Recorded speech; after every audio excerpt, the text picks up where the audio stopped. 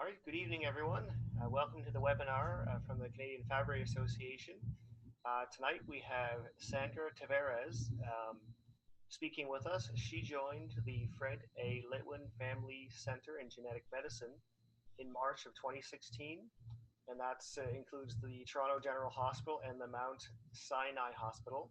Sandra is a registered social worker with the Ontario Association of Social Workers,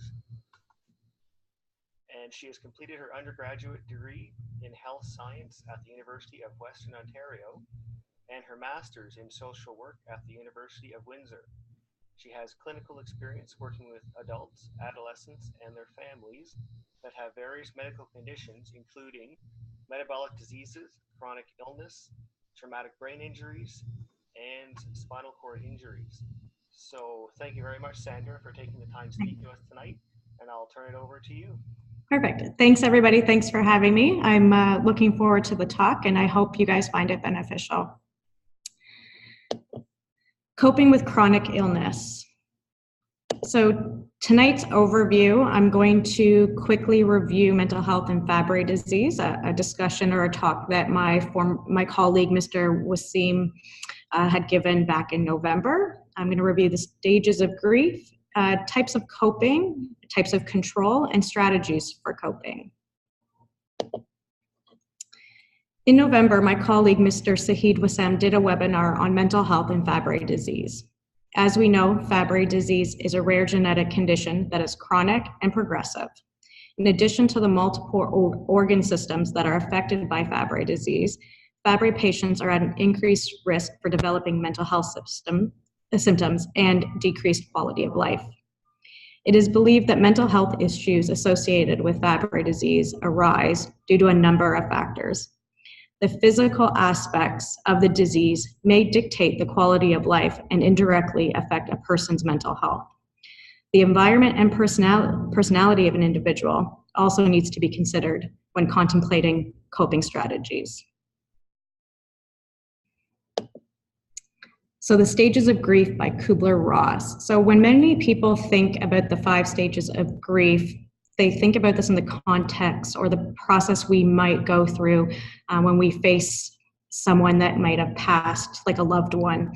However, the stages of grief are also very much related to individuals that face a life-altering event, such as a diagnosis of a health condition.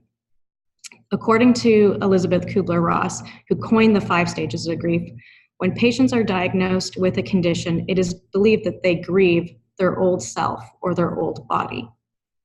The stages of grief is a non-linear process. It is continuous and it's spiral, especially as patients experience good and bad days.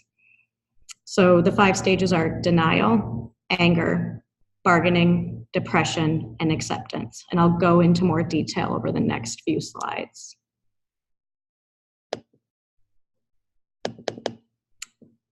So denial, it's a coping mechanism, a protective factor that allows patients to avoid or minimize one's emotions. So this is the very first stage of grief.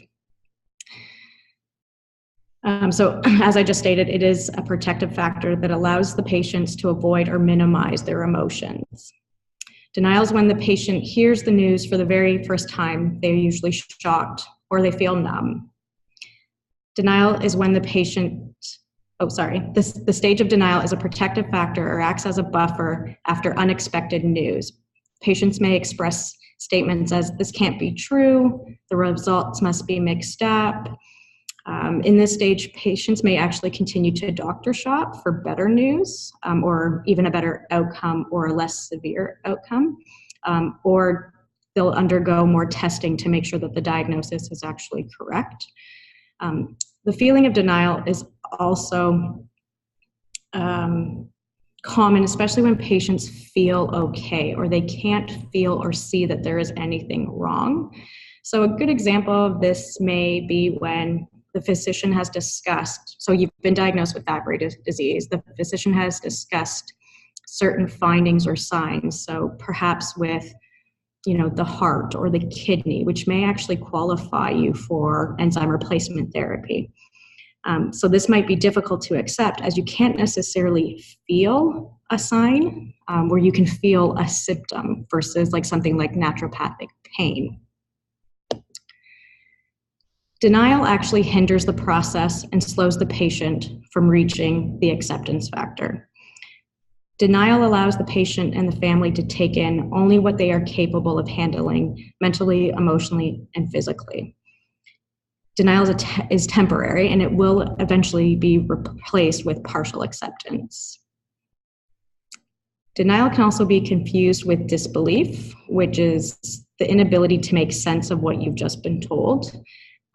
It can also be confused with deferral. So you accept the clinical finding, but you seem to ignore the implications. So a good example of this is, again, we've told patients that they can start enzyme replacement therapy, but patients might tend to hold off. And then there's dismissal. So usually places the focus of the situation from the diagnosis to the legitimacy of the health professional. So this is usually accompanied by anger at the health professional. So this might be when you want a second opinion and you might seek, another clinic just to make sure that that health professional was accurate. So the next stage is anger, and this is usually, we question why me. We express feelings of anger, rage, envy, resentment, and at times the people will say that we're not angry, we're just frustrated. I also find in this stage, Fabry patients will express a little bit of feelings of guilt. The patient might be angry at the unexpected or undeserved or unwanted situation. This stage is difficult to cope with, especially from the point of view of family and health professionals, as much of the anger and emotions is displaced in all directions at any given time.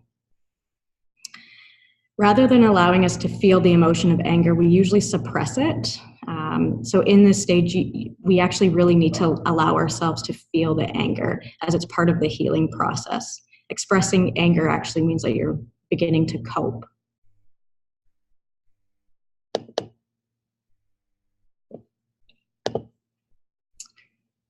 The third stage is the bargaining stage. It's characterized by attempting to negotiate with a higher power or someone or something you feel, whether realistic or not, that has some control over the situation. You may make promises to God or in return for the painful situation not to occur, or for things to go back to how they were before the change or the news. In the bargaining stage, you may find yourself intensely focused on what you or others could have done differently in order to prevent the change or, again, the diagnosis.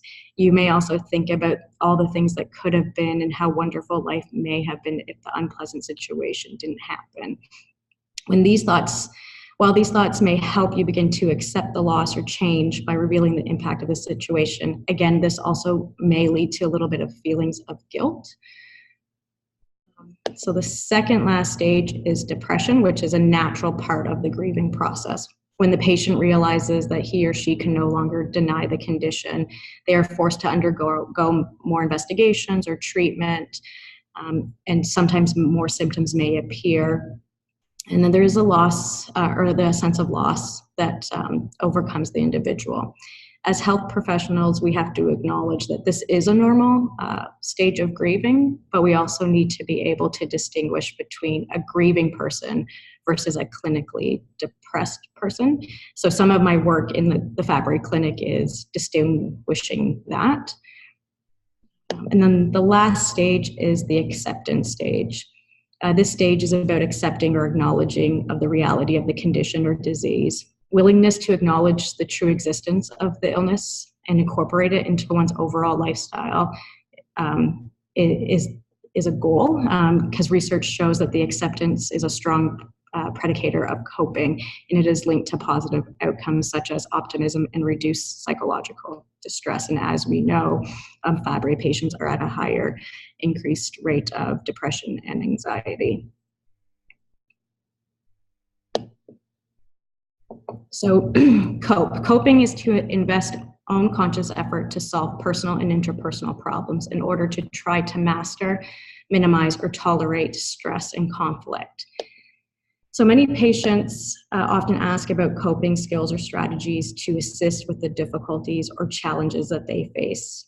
Coping is an essential stabilizing factor that can help individuals maintain psychosocial adapting during difficult times. Coping with chronic illness becomes part of a person's everyday life. A variety of internal and external factors can influence the experience and can have a significant impact on coping outcomes. Coping is complex, it's dynamic, and it's multifaceted process driven by multiple factors. Unlike an acute condition, coping with a chronic condition, it's an ongoing process. It takes time, it takes effort, and it's actually never really completely achieved.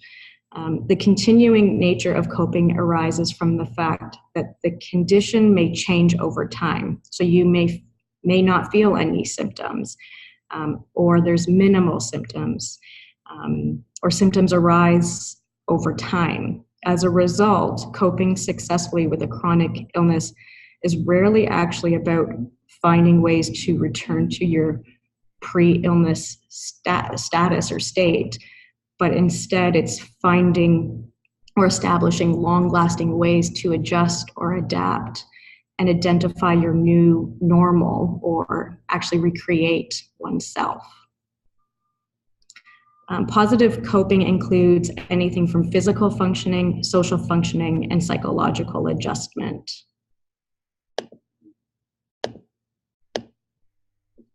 So here are 3 types of coping strategies. If you go out to Google, you're going to find many different types of coping strategies. I just focused on these 3. So there's the appraisal focus strategy, which is directed to challenging personal assumptions. So this occurs when individuals modify the way they think. The appraisal focus strategy usually includes distancing yourself from the issues, altering goals and values, or trying to find the positive in something. Although there is so for example, that there's no cure for Fabry, which means we cannot change that someone has it, but we can reframe or rethink differently about it. The problem-focused coping strategy is trying to deal or reduce the cause of the problem. This is usually done by trying to find out information about the health condition, learning new skills to manage the condition, and this approach usually is taking control, information seeking, and evaluating the pros and cons. So if I do X, what's the consequence? If I do Y, what will happen? And then there's the emotion focus. So emotion focus is changing personal emotion reactions. This can be anything from releasing pent-up emotions, distracting oneself, meditating, or using relaxation procedures. The majority of individuals use all 3 coping strategies. Some researchers will claim that individuals using problem-focused coping strategies will actually adjust better and may allow an individual greater perceived control over their condition, whereas emotion-focused coping may sometimes lead to a reduction in perceived control or maladaptive coping strategies. So that might be avoidance is maybe an example.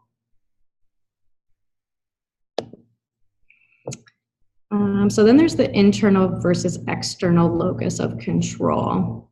Although you cannot, again, change the diagnosis of a Fabry disease, you can reframe the diagnosis and the impact that it has on your life. So this involves taking action and control of one's life as much as we can control. So changing certain situations or behaviors. So again, the whole adapting and adjusting. And again, everybody's Fabry symptoms aren't the same. So what works for one person is not necessarily going to work for another person. So an external locus leads to a reactivity. An internal locus opens choice. So for those of you that are listening, ask yourself where your locus of control resides, and then maybe this might be a good opportunity later during the question and answer period to have a discussion about that. So internal locus of control, it's the extent to which people believe they are personally responsible for their own health, extent to which people believe that they can influence events or outcomes in their life. Where external locus of control is that the extent that people believe that others are responsible for their health and they have no control. So they might have the belief or opinion, well, why should I even bother? What's going to change? So if a person has an internal locus of control, that means that the individual attributes success to his or her own efforts or abilities. And then if the person has external locus of control, that means that the individual attributes success to luck or fate, but not to their own effort or abilities. Research has indicated, or has shown, or actually, has indicated that individuals with an external locus of control are also more likely to experience anxiety since they believe that they are not in control of their lives. Your locus of control can influence not only how you respond to the events that happen in your life, but also your motivation to take the action to make any changes. If you believe that you hold the keys to your fate, you're more likely to take action to change your situation when needed. Individuals with high internal locus of control are more likely to take control of their own health, seek information, maintain physical health and psychological well-being. On the other hand, if you believe that the outcomes are out of your hands, you are less likely to work towards any change. Research actually has shown that there is a relationship between locus of control and reporting pain intensity. So it has suggested that patients with chronic pain and external locus of control do not believe in any recovery or reduction in pain symptoms, and therefore they avoid increasing their activity level and report poor ability to reduce or control their pain. However, those with internal locus of control develop strategies to deal with pain and report lower pain intensity. So in the clinic, I've actually seen some patients that have described neuropathic pain and fatigue and how difficult it is to actually continue to engage in physical activity. However, with like modifications, there are certain activities that they can engage in. However, it might not be the same physical activities that it was before. It's also important to note that the locus of control is on a continuum. No one has 100% external or internal locus of control. Instead, most people lie somewhere between the continuum.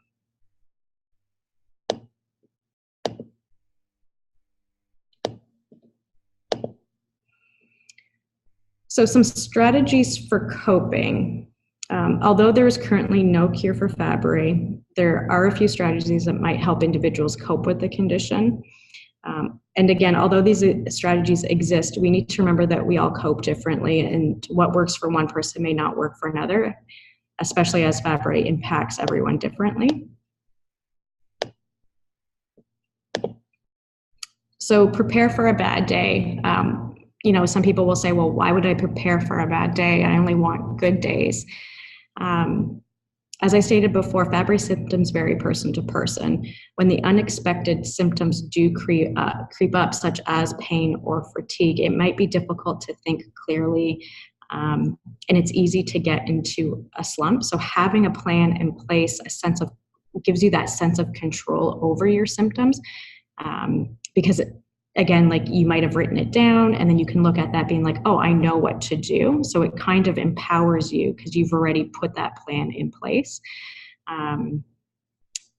So that is one task that can be easily done by anybody.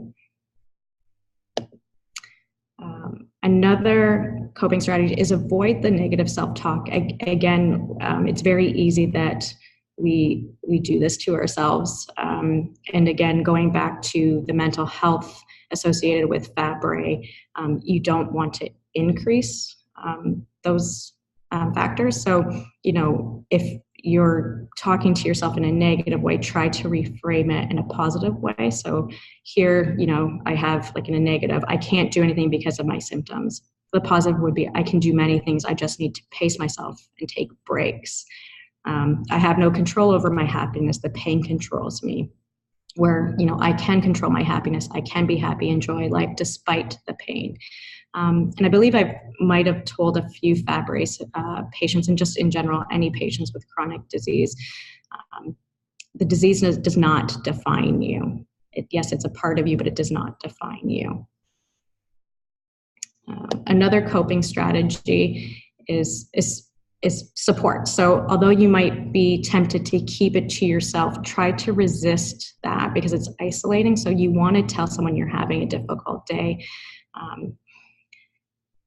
Again, you don't want to increase the isolation. That'll make you feel lonely. It may also increase the mental health symptoms such as depression. And I also tell patients it's okay to not be okay. And there is power in recognizing that. Tell an understanding family member or friend that you are feeling frustrated or you're overwhelmed with the pain or the symptoms. I personally believe that peer support programs are extremely beneficial as you can connect with people on a different level as they understand the challenges that you experience. But they may also be able to share additional coping strategies or techniques that work for them that might also work for you. A lot of the patients that come in that I see, I straight up tell them, I don't know, I can understand how it feels, but I don't know how it actually feels. So when I can, I try to connect patients to other patients. Try to avoid support groups that focus on only the challenges and the limitations. It's much more helpful to find a group of people who focus on what they're able to do and share encouraging stories about what works for them to manage the condition. Ask for help when you need it. So this is a big one. Admitting you're not coping and that you need help does not mean that you're a failure or you're a burden. It's quite the opposite. Asking for help shows strength. It means you are taking positive steps and gaining back that control over your life and health. Make a list of people who can help you on the bad days. For instance, a family member that might be willing to fix meals or run errands that day, or a neighbor.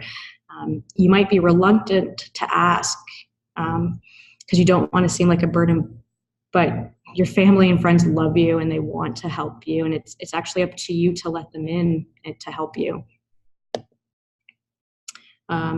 Another option might be splitting up small tasks that you might have to do in the home. So, if you have a family, so by splitting up chores into smaller tasks that can be divided among the household, that way everybody's doing a little bit and not one person gets worn out, or the burden might not feel like it's all on you. Looking for community resources to help you complete necessary tasks when you're having a really difficult day is also beneficial. I'm not sure where everybody resides, but there are programs in the community to help. Or even with technology now, doing the grocery shopping online when you can't get out, connecting again with some of your neighbors or kids on your street that can help with the snow removal when you can't do it.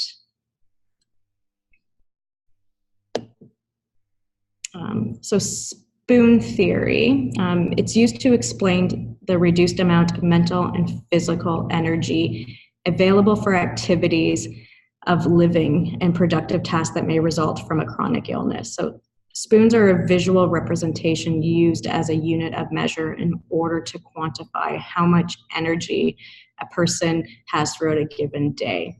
So each activity requires a given number of spoons, which will only be replaced as the person recharges through rest. A person who runs out of spoons has no choice but to rest until their spoons are replenished. The theory, it forces individuals to pace themselves and prioritize tasks that you don't run out of spoons before the day is done. So an individual that doesn't have a condition or illness has an unlimited amount of spoons, where individuals that do get 12 spoons per day, and each task is an allocated spoon. So this might, for individuals that have a significant symptoms, this might be a good way to explain their condition, or actually even just cope with the condition if they see it in a visual sense. So earlier I did mention some feelings of guilt during, like in the 5 stages of grief. So I know that this is easier said, but there is no reason why you should ever feel guilty for an illness that is out of your control. We are human, and it's not our fault that we have health problems. We as humans did not cause this. Instead of thinking of a condition as a chronic illness, I actually tell a lot of patients, think of it as you're a chronic warrior, or you have chronic resilience. So instead of asking though, like, why me, which was the external locus of control, we focus on what can I do useful, what can I provide, and or helpful from me. So the internal locus of control, like the things that you can change, the things that you can control. In the clinic, I actually see some patients that do bring up the feelings of guilt. And usually it's around 3 factors. So they feel that, how fab rate impacts their relationship with their partner or their family members. Some patients have actually discussed feelings they feel like that they're a physical burden because now they might not be able to contribute as much in the household. So they even feel like a financial burden to family. So, where somebody might have worked full-time can only work part-time due to their health symptoms.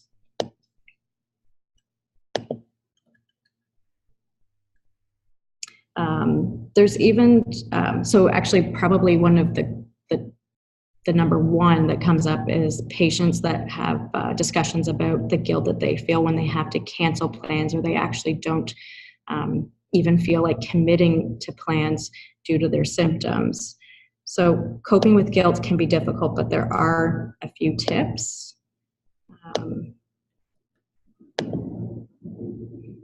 So remember that in general, you are the most important person in your life, and in all aspects of your health come first, whether it's mental, physical, or emotional well-being. So if you need to cancel plans with a friend, keep in mind you need to do this for yourself, and you do not need to feel guilty.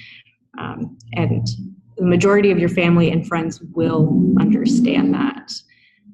Individuals have shared that keeping actually a journal where they can list the things that they are thankful for has been beneficial, as it highlights the good things in their life, whether it be big or small. So even though they might have had a bad day, they were able to highlight 3 good things that have come out of that day. Realize that you can contribute to your loved ones' lives. Maybe you can't go out and run around after your children, or you might not be able to go to the club anymore and dance all night, but you can offer them advice and support and share laughs and enjoy other activities that work for you. And I think that that's the big thing. You know your body best, and you know what your limitations are, so you can set up those boundaries. Maybe you can't work full time and you feel guilty that you aren't helping your spouse support your family in the financial way, but doing other things that perhaps your spouse is no longer able, that your spouse can't do. So you're still putting in possibly like the cooking or the cleaning, or, driving the kids to school or helping the kids with homework, those kind of things. So you're still contributing, but yes, it might not be in the same capacity as working anymore. Remember that your friends and family are around you simply because they want to be, and let that ease some of the guilt that comes with the chronic condition. Before you start feeling bad for letting them down or worrying that they don't believe that you're really sick, remember that everyone in your life cares about you and that you are loved. So perceived health, when Mr. Wasim did the talk in November, I think that this was a question that came up, but I didn't actually get all of the questions. So I'm going to do my best to address this. And if there is a question regarding this, I guess we can take it up at the end. So perceived health is your own individual perception of your health, which means not only the absence of disease or injury, but this also includes your overall physical, mental, and social well-being. Perceived health is your own self-assessment of your health, which it's a subjective measure. Studies have actually demonstrated, though, that this is a reliable and valid measure associated with functional decline, morbidity, and mortality, as well as it's more effective than clinical measures for predicting help-seeking behaviors and health service use. So if you perceive your health as good or like satisfactory, you're more likely to do things to change or to get in contact with health professionals to make certain changes. There are factors that may contribute to differences in perceived health, which are things that some of these things are out of our control. So your age, your sex, and then there's education and income. Although there are factors that may contribute to the difference in perceived health that we cannot change, I believe that during the course of the talk, I did talk about a few coping strategies that might that could actually improve perceived health. So we talked about like the attending social supports or having that sense of community or decreasing factors of stress or maladaptive behavior. So like smoking or doing drugs. If this isn't clear, I'm happy to go into further detail with, I think, whoever asked the question from before.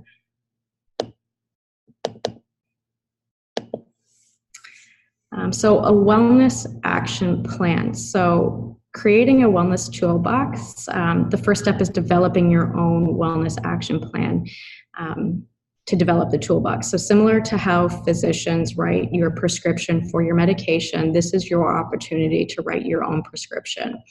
The toolbox is a list of things that you have done in the past or you could do to help yourself stay well, and things you could do to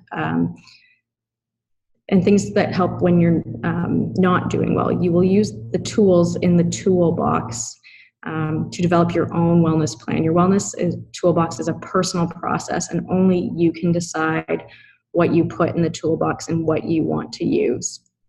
The tools can be used to develop your daily maintenance plan or help with triggers or early warning signs, or even when you're feeling that you're breaking down.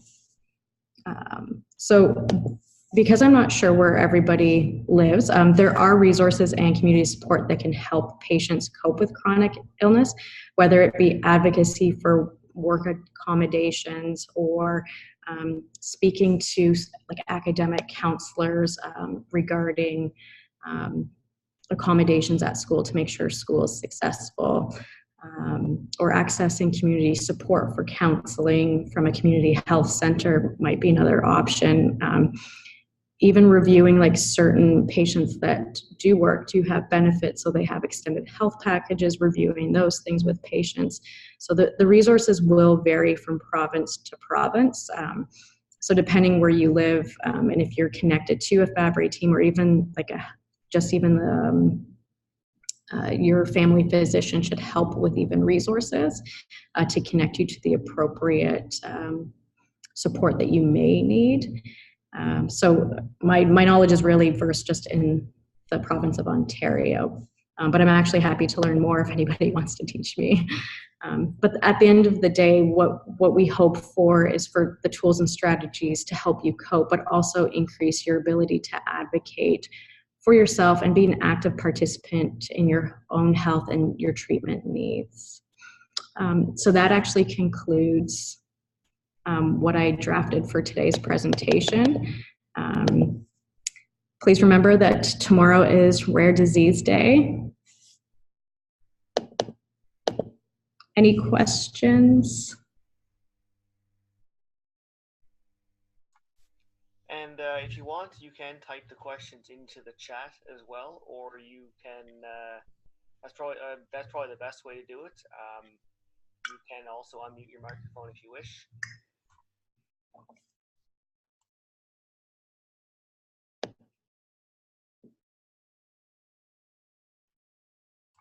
Sorry, I should mention there is a chat button at the bottom of the window. If you click on it, you'll be able to type on the right-hand side.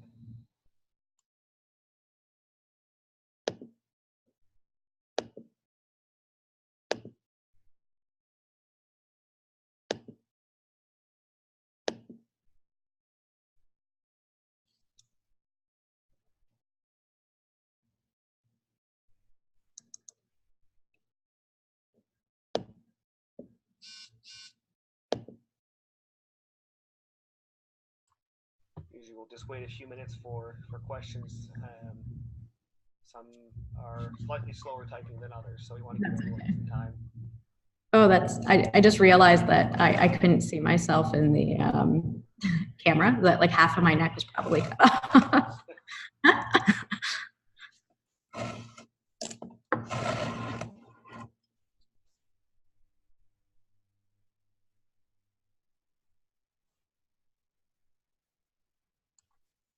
And if anyone wanted to ask a question that didn't want to kind of post it there, is there a way for them to contact you? Did you say? Oh, there we go. Yeah.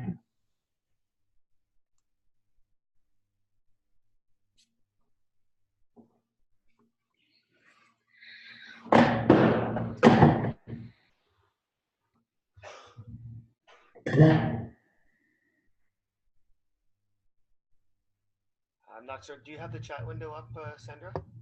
I don't think so. I don't know. How do I do that? Chat bubble at the bottom. There's next to the share button. So it's just some feedback there. Oh, so I don't. Oh. So, actually, when you're sharing, no, don't do that.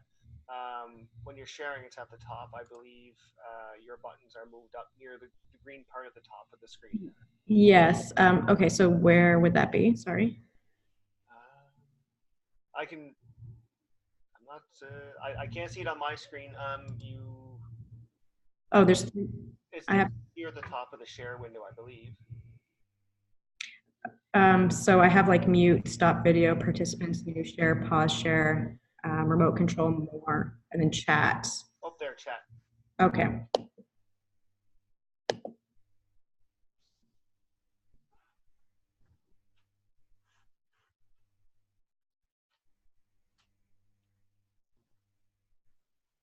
And like I can just respond to this. Oh yeah, you can just either speak. That's probably best for you. Oh, okay. Thank you. Sorry, I actually seemed a little bit nervous, and I didn't know whether the presentation was going to flow. So I'm sorry if I felt a little rushed. In terms of the locus of control, I'm glad that actually came out clear. When I reviewed it, I didn't know if I was doing like a proper job.